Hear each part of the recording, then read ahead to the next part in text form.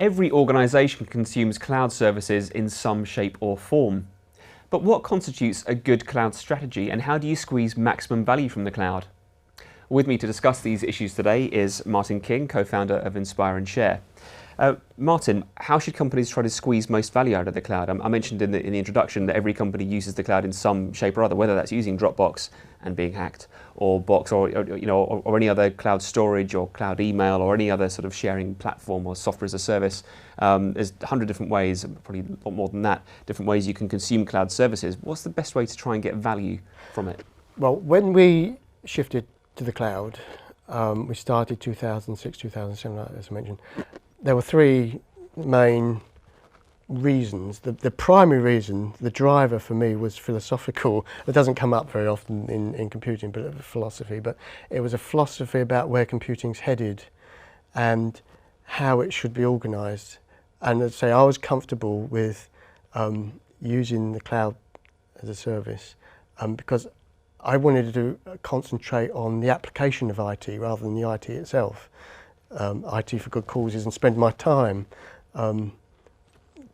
doing things with it rather than in the data center. I used to give talks with images of that sort of performance that you have with spinning discs, keeping the disc going, and literally back then, probably, well, in the 90s, certainly it was a case of keeping your discs, because discs were nowhere near as reliable as they are now, and RAID and everything like that. But it's definitely a case of keeping the systems running, and you've got air conditioning and cooling, you've got the power, continuity, you've got backup, security and patching. There's a lot of work just keeping the lights on, as they say. So I wanted to turn the lights off and get on with applying IT to the business case. So that was one thing. It was a philosophical view on how IT should be. I just wanted a data center with basically a router and a DHCP server in it, basically. That was it. Because back then as well, at the end of the client-server era, as you might say, before the cloud really took off, data centers like ours were absolutely getting jammed full of servers. We had blades, then we had virtual servers hadn't really started. I think virtualization kind of started with the cloud as well. It was quite a good coincidence. And the cloud was complete virtualization in a sense. That came first, but then there was also culture. So driving the culture of the organisation to share and collaborate. We called it martini computing. Anytime, any place. Well, anywhere is redundant because you've had any place, but we just got anytime, any place, anywhere, any device. So again, it was at the time when people would be working more outside the office, outside the organisation. We were education, students were online a lot more back then with social media. And so it was to try and change the culture of the organisation to collaborate, communicate and share more.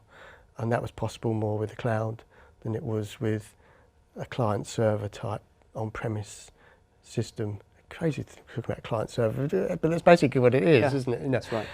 The PC and some server on-premise of some sort. It might be web-based, but it's still kind of that scenario where so it was to deliver a service anytime, any place, anywhere, like a martini.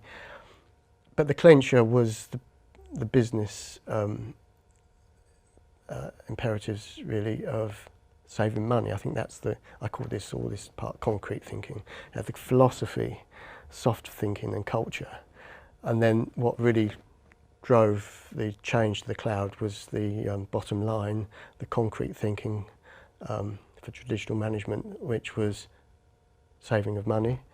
So if you take out the need for the power, is quite a significant amount. Once you calculate it, the amount of power for a large data center. So we were a college, our people were about 25,000 students. For very large sites, we had 5,000 PCs, loads and loads of servers. So the power requirements for the data center are quite significant when you add it up. But there was also the cost of the servers, the cost of the maintenance, the cost of the online, or the emergency cover that we have with organisations. That all adds up. The kind of churn that you get every 3 years. So you had that, it was quite a significant amount of money that we saved. And that really, I think, was the clincher. Other than that, though, there was security, continuity, all these things were taken care of if you, depending on the model of the cloud you use, but same with the Google Apps, it was just there. And of course, Google Apps was free compared to, for education, compared to the vast amounts we'd be spending on Microsoft annual licensing. So it's a huge saving. A huge, huge saving. And we went with Gmail first, and that drove, because these days people spend most of their lives in email, it seems. So if you go email first, then the other things can follow, you know. And then we had HR that was off-premise. It wasn't exactly cloud, but it was off-premise with a VPN. And then we looked at other solutions. But it was mostly what you call the office productivity, that you could then get to the documents, get to the email, get to everything from mobile 24/7, 365. Without, if you're running IT, you might, you know, there's a story I remember, well, a couple actually, but the one that I came down, I think it was about 2008. I came down a Christmas morning and I thought I'd check Twitter, and there was high temperature alerts. One of our data centres. You know, what we want on Christmas? Not on a Christmas day, Christmas Perfect. morning. You know, I was very, very, very sad. I was going sort of when I used to do Twitter more, Merry Twitmas, you know, and there was high temperature alert. You know, that was the sort of thing I think, rather than doing IT, you know, the Google engineers could sort that out in the cloud, you know. Of course. So a raft of potential benefits there from using the cloud. I'm afraid that's all we have time for today, so thanks very much for your time, Martin. Thanks also to you for watching. To hear more from Martin and for more on cloud strategy, come along to our Cloud and Infrastructure Summit in central London on the 22nd of September. Hope to see you there.